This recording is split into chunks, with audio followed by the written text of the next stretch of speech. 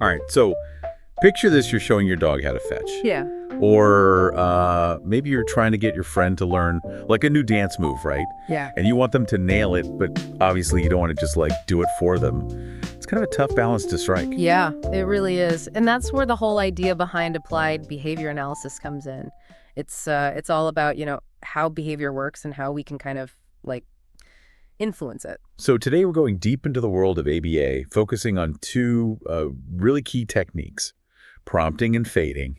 We've got some really cool research and expert insights to, break it all down. And what's super interesting is these techniques aren't just for like therapists or teachers. I mean, they apply to tons of areas of life. Think about like coaching, parenting, even getting better at golf. Exactly. And our sources for this deep dive are a research article and then a chapter from a behavior modification textbook. And actually, they use some pretty relatable examples to like demonstrate these techniques in action. Oh, yeah. The textbook uses a T-ball coach as an example, which I thought was a great way to explain prompting. So, like, imagine this coach working with a group of kids who've never played baseball before, right? Naturally, some are going to need more help than others to hit the ball off the tee. Right, right. It makes sense. Some kids might, like, pick it up quickly with just a few tips, while others, they might need more hands-on guidance. Exactly. And that's where prompting comes in. It's any kind of extra help you give to make it more likely they'll do the behavior you want. It could be like verbal instructions, gestures, showing them how it's done, or even physically guiding them through it. Oh, okay. So like you're giving them that extra little nudge in the right direction depending on what they need. Precisely. And then there's fading, which is the art of gradually taking away those prompts as the person gets more skilled. Kind of like taking the training wheels off a bike. You want them to eventually ride it all on their own. Got it. So prompting is the support and fading is slowly like letting go of that support as they become more capable. You got it. And the ultimate goal is what we call transfer of stimulus control. It sounds kind of complicated, but it basically means that instead of needing your prompts, they start responding to the natural cues in the environment. So going back to that T-ball example, instead of the coach having to say, swing now, every single time, the kid just naturally swings the bat when they see the ball on the tee. Perfect example. They're not depending on the coach's prompt anymore. They're reacting to the ball itself. Yeah, I'm already starting to see how this could apply to so many things beyond just teaching kids. Absolutely. And the textbook actually goes through different types of prompts, which can help you, choose the right one for the situation. You've got verbal prompts like instructions or cues. Then there's gestural prompts like pointing or making a hand motion, modeling prompts where you like show them how it's done. And then you've even got physical prompts where you actually might guide their movements. Wow, so it's like you have a whole toolbox full of prompts to pick from depending on what the learner needs at that moment. Exactly. And here's a key point. It's not just about the type of prompt, it's about choosing the right one for that specific situation. The source material emphasizes this difference between response prompts, which involve another person's actions, and stimulus prompts, which involve changing the environment or the task itself. Okay, I think I need an example to like really wrap my head around that one. Sure. So let's say you're trying to teach someone the word exit. You could use a response prompt, like pointing to the exit sign. Or you could use a stimulus prompt, like making that exit sign way bigger and brighter than all the other signs around it. Oh, okay. So with the response prompt, you're like directly guiding their attention. Yeah. But with the stimulus prompt, you're kind of making the thing they need to learn more obvious, like more noticeable in their surroundings. You nailed it. You're making the desired stimulus, which in this case is the exit sign, really stand out so they can learn. Love it. And I bet, just like with response prompts, you can gradually like fade stimulus prompts too, right? Exactly. Like you could start with a huge, super bright exit sign and then slowly reduce its size and brightness until it's back to normal. The goal is always to move towards independence. It all comes back to that transfer of control, right? Yeah. We don't want to create a situation where someone needs our prompts forever. That's right. We want them to respond to the natural cues around them without needing our help. That's when you know the learning's really happened. Now, this is really interesting that the research article we have goes into some really specific ways these techniques are used to actually teach verbal behavior, especially in children with autism. Oh, it's fascinating stuff, really. It's about understanding the different functions of language and using prompting and fading to teach those functions. It's like breaking language down into all these little building blocks. Okay. I'm intrigued. What are some of those building blocks then? Well, the article talks about something called verbal operants, which are essentially the different ways we use language. Think about the word fire. It can mean totally different things depending on, the context. Yeah, fire could be someone yelling fire as a warning, or it could be someone saying, let's build a fire when they're out camping. Exactly. And depending on the context, fire could be what we call an echoic response, where you're just repeating what someone said, a mand, where you're requesting something, a tact, where you're labeling something you see, or an interverbal, where you're responding to someone's question or statement. Wow, so the same word can have all these different meanings and functions, all depending on the prompts and the consequences that follow. That's the beauty of analyzing verbal behavior. It helps us get to the why behind the words and really tailor our teaching strategies based on that. I'm already kind of blown away here. Never realized how much was going on beneath the surface with something as, simple as language. It's pretty amazing, yeah. And by understanding these different functions of language, we can use prompting and fading to help people communicate more effectively. So it's not just teaching someone to say a word. It's teaching them to actually use that word in all sorts of different ways, to get their needs met, to express themselves, and to, interact with the world around them. Exactly. And that's where the real power of these techniques comes in. And it's not just, single words either. The source material talks about this thing called multiple control, which basically means a single word can be influenced by a bunch of different things, all at the same time. Oh, wow. That sounds super complex. Got any examples? So, imagine a little kid, right? They see their favorite red ball, and at the same time, they hear you say ball, they might then say ball themselves. That one word was influenced both by, seeing the ball and hearing you say it. Whoa, you're right. That is pretty complex. It's like a total light bulb moment, realizing how much is happening in our brains, even with these simple interactions. It really does highlight the power of prompting and fading, By carefully thinking about what comes before and after a behavior, we can shape it in some really specific ways. I bet it's not always a smooth process, though.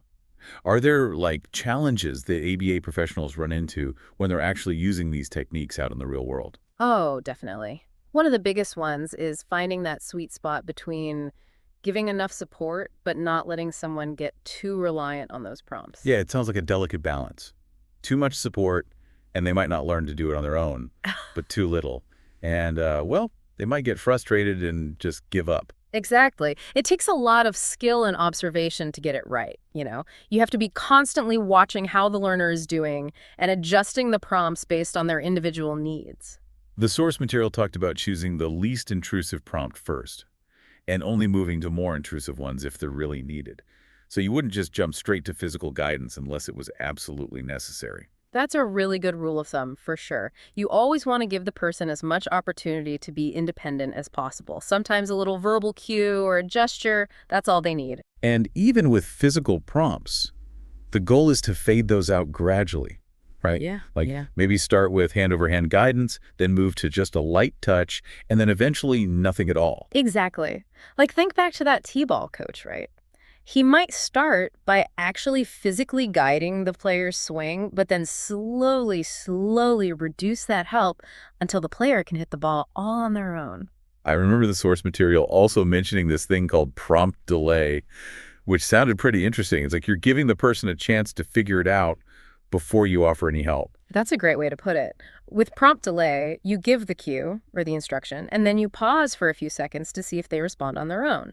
If they don't, then you give the prompt. So you're building in a little wait time to see if they can make the connection themselves first. Precisely. And the research actually shows that prompt delay can be really effective for that transfer of stimulus control. It gives them that opportunity to link the cue and the behavior before you jump in with assistance. This is cool. I'm starting to see how this all goes way beyond just, basic skills. The article talks about how prompting and fading are used in staff training, too. I thought that example was fascinating. They were using pagers as prompts to remind staff to do certain teaching activities at specific times. Oh, wow. So instead of having a supervisor constantly reminding them, they had this little discrete buzz as a cue for the behavior they wanted. That's pretty smart. It is. And it shows how you can adapt prompting and fading to all kinds of settings. The key is to, figure out the behavior you want to see, then find the right prompts, and then create a plan to gradually fade those prompts as time goes on. What keeps coming up for me throughout this deep dive is the importance of reinforcement. It seems like it's not enough to just prompt the right behavior you need to also give some sort of reward or positive feedback when it happens. You are absolutely right. Reinforcement is like a core principle of ABA. When you pair a behavior with something enjoyable, it makes that behavior much more likely to happen again in the future. Like thinking back to the T-ball example. It wasn't just the coach's prompts that helped the kids learn. It was also the excitement of actually hitting the ball and the praise they got from the coach. Yeah. Those positive experiences really made the learning stick. Exactly. And reinforcement can look so many different ways depending on the person and the situation. Could be verbal praise, a tangible reward, getting to do a favorite activity, or even just the natural feeling of accomplishment. Sounds like ABA professionals have to get creative when it comes to figuring out what's going to be motivating for each person. Oh, for sure. What works for one person might totally not work for someone else. The trick is finding those things that really resonate with that individual and keep them engaged in the learning process. So we've got prompting to help someone do the behavior, then fading to gradually remove those prompts as they get better, and then reinforcement to make the behavior stronger. It's like a three-pronged approach to shaping behavior. That's a great way to summarize it. And remember, all three of these pieces work together. You can't have effective prompting and fading without also thinking about that role of reinforcement. It's making me think about like real-world applications. What are some ways that our listeners can use these concepts in their own lives or to help others? Oh, there are tons of possibilities. Like, let's say you're trying to start a new habit, like exercising regularly or meditating every day, right? Yeah. You could use prompting by setting reminders on your phone or putting your workout clothes out where you'll see them. Yeah, just like a visual cue to kind of get you going. Exactly. And then you can use fading by like gradually getting rid of those reminders as that habit becomes more automatic. And of course, you reinforce yourself by celebrating those little wins or just noticing how good you feel after you exercise or meditate. Yeah, exactly. It's like you become your own little ABA coach. That's the idea. And these same principles, they can be used for so many things, parenting, coaching, even like helping a friend learn a new recipe. The possibilities are huge. Absolutely. I'm thinking about those times I've tried to teach someone something new and I just end up like jumping in and doing it for them because it seemed easier. Yeah, but then you're kind of robbing them of that chance to, actually learn it and master it on their own. So true. I got to remember to use prompts instead of just taking over. Maybe like offer some instructions, demonstrate the steps, or even, give a little hand-over-hand guidance if needed, but then slowly back off and let them take charge. That's the key. And the funny thing is, you're probably already using these techniques without even realizing it. We all naturally use prompts and reinforcement all the time when we're interacting with others. Right, like when we give a kid a high five for helping clean up or tell a friend, "Oh, I love your new outfit." Exactly. We're shaping each other's behavior all the time through these everyday interactions. I like that. It's like we're all amateur behavior analysts in a way. We totally are. And I think by becoming more aware of these principles, we can be more intentional and effective in our interactions and, in making positive changes. This deep dive has been really eye-opening. I never would have thought there was so much to uncover in those everyday moments of like teaching and learning. Yeah, it's cool, right? What I find fascinating is how these concepts apply to things that we wouldn't normally think of as learning. Like the textbook had this great example about using stimulus prompts to get better at putting in golf. Wait, really? Tell me about that. Okay, so imagine you're trying to sink those short putts, but you keep missing. What if you started practicing with a slightly bigger hole or maybe used a brighter colored ball? Those little tweaks make it more likely you'll be successful right away. And then as you get better, you gradually go back to the regular size hole and ball color. Oh, wow. So you're kind of like tricking your brain into learning. Pretty much. It just shows that prompting and fading can be used to break down any skill into more manageable steps, whether it's like physical, mental, or even social. Think about all that research on teaching social skills to kids with autism. By using prompting, fading, and reinforcement, therapists have been able to help those kids learn to interact with others, express themselves, and build relationships. It's amazing to see how powerful these techniques can be. It really is. And, what strikes me is that these principles aren't just for, professionals. They're for everyone. We can all benefit from understanding them and using them in our own lives. I think the biggest takeaway for me is this whole idea of just becoming more aware of the prompts and reinforcement we're already using every day. We're constantly shaping each other's behavior, whether we realize it or not. Totally. And once we get that, we can start being more deliberate about using those interactions to make positive changes. So as we wrap up this deep dive, what's one thing our listeners can take away and try out in their own lives today? Okay, here's a challenge for everyone. Think of a skill you want to learn or get better at, or maybe something you want to help someone else learn. How could you use prompting and fading to make that happen?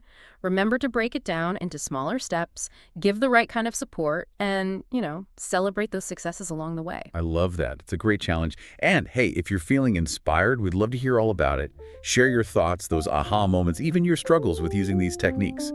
Let's keep this conversation going. Until next time, keep diving deep and keep learning.